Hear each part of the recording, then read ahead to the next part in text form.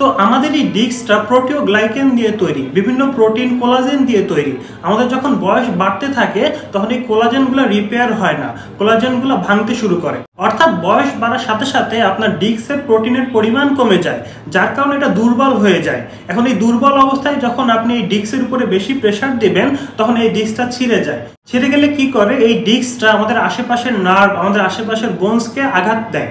আশেপাশের নার্ভ আর বোন যখন আঘাতপ্রাপ্ত হবে তখনই আমাদের কোমরে সিভিয়ার পেইন তৈরি হবে। কারণ আমাদের নার্ভ যখন আংশিকভাবে ড্যামেজ হয়, আংশিকভাবে প্রেসার ক্রিয়েট হয়, তখন সেই নার্ভটা যে মাসেলকে সাপ্লাই দিছিল সেই মাসেলগুলো ক্রাম্প করে। আর যখনই আপনার মাসেল ক্রাম্প করবে তখন আপনার কোমরে সিভিয়ার পেইন হবে।